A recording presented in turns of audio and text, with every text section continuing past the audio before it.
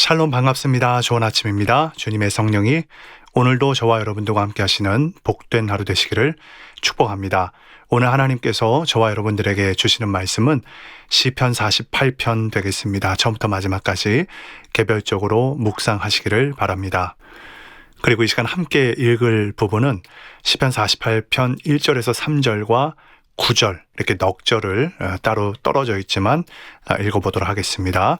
여호와는 위대하시니 우리 하나님의 성 거룩한 산에서 극진히 찬양 받으시리로다. 터가 높고 아름다워 온 세계가 즐거워하며 큰 왕의 성 곧 북방에 있는 시온산이 그러하도다. 하나님이 그 여러 공중에서 자기를 요새로 알리셨도다. 하나님이여 우리가 주의 전 가운데서 주의 인자하심을 생각하였나이다. 아멘. 예배란 무엇일까요? 여러 가지 정의를 할 수 있지만 오늘 이 시편 말씀을 통해서 생각해 볼 것은 하나님을 발견한 사람들의 특권이다. 고 저는 이렇게 정의하고 싶습니다. 오늘 이 고라 자손이 만난 하나님은 위대하신 하나님. 그래서 그분은 극진히 찬양 받으시기에 합당하시다라고 노래를 하고 있습니다. 어느 정도로요? 온 세계가 즐거워할 정도로. 우리가 가히 이 땅의 관점으로 생각을 해볼 때는 어떤 큰 스포츠 경기나 이벤트가 있을 때 사람들의 광장으로 쏟아져 나와서 자기의 마음에 원하는 팀을 응원하지 않습니까? 월드컵이나 올림픽 때 같은 경우에 보면은 그 응원 열기가 대단하죠. 국가적으로 즐거워하고 온 세계가 기뻐하는 일들을 우리는 더러 목도합니다. 그런데 이 고라 자손이 목도한 하나님은 크신 하나님, 따라서 온 세계가 즐거워하기에 합당하다라고 선포를 하고 있습니다. 특별히 3절에 하나님이 그 여러 공중에서 자기를 요새로 알리셨도다. 이거를 표준 세번역으로 읽어보니까 하나님은 그 성의 여러 궁궐에서 자신이 피난처이심을 스스로 알리셨다. 이렇게 한번 생각을 해보죠. 저마다 인생에서 가지고 있는 성들이 있지 않겠습니까? 쉽게 생각한다면 자기의 관계 또는 어떤 재물, 그리고 어떤 관계, 그리고 내 마음에 의지하는 어떤 성들이 다 있을 것입니다.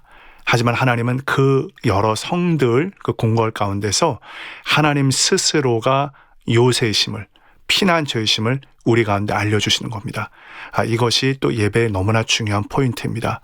내가 발견한 하나님보다 하나님이 우리 가운데 깨닫게 해주신 그 은혜를 의탁해서 나아가는 것이 오늘 이 고라 자손의 태도요 자세였던 것처럼 그렇게 하나님과 관계를 맺는 우리들이 되었으면 좋겠습니다. 이 말씀이 왜 중요한가?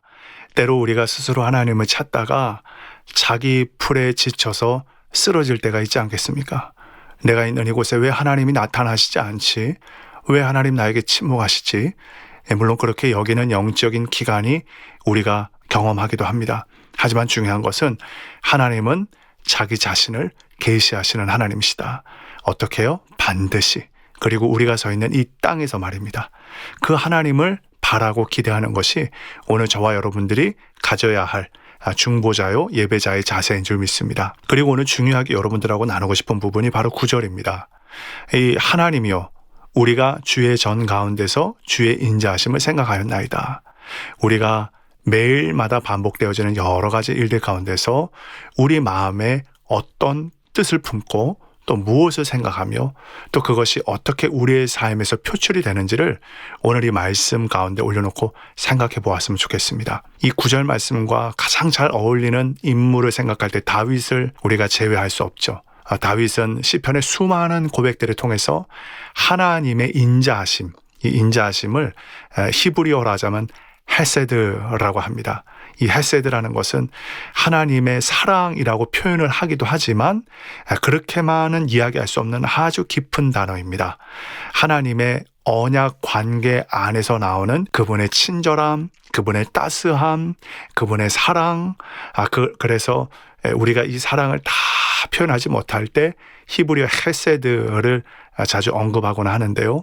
이 다윗이 왕이 되었을 때 백향목 궁에 편히 거주하고 있을 때였습니다.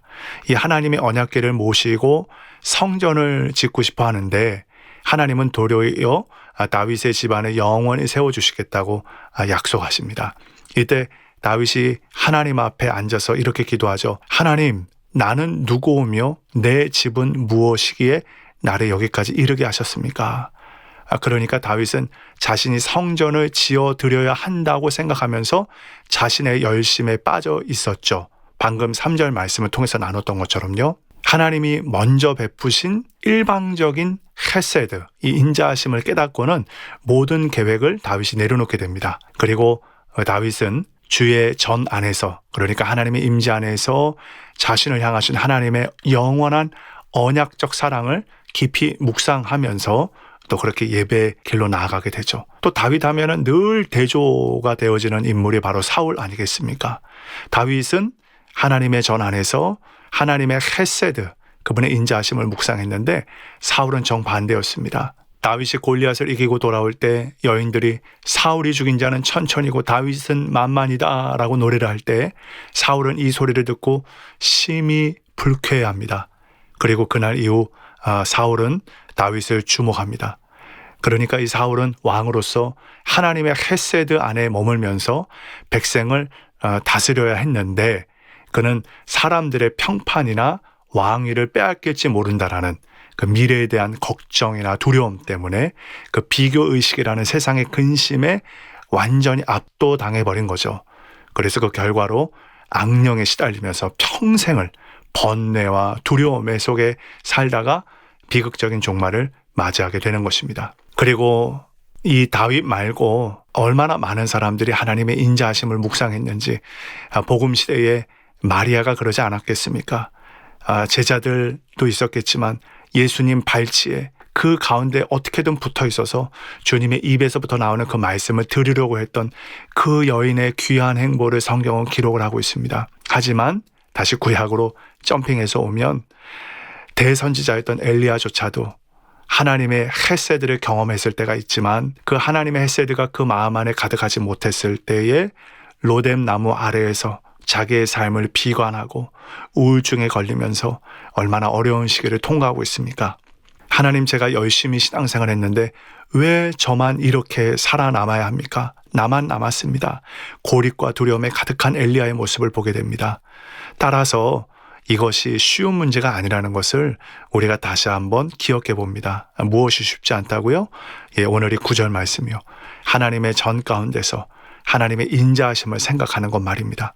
오늘 우리가 하루를 살아갈 때에 또 우리의 심령의 전 안에 많은 요소들이 담겨 있을 것이고 또 들어올 것입니다. 하지만 이 고라자손의 고백처럼 우리가 하나님의 헤세드를 묵상해 보면 어떨까요? 주님이 나에게 얼마나 친절하셨는지, 주님이 나를 얼마나 사랑하셨는지, 그리고 마지막 14절에 보니까 이 하나님은 영원히 우리 하나님이시니 그가 우리를 죽을 때까지 인도하시리로다. 얼마나 달콤한 말씀인지 모르겠습니다. 하나님이 우리를 놓지 않아.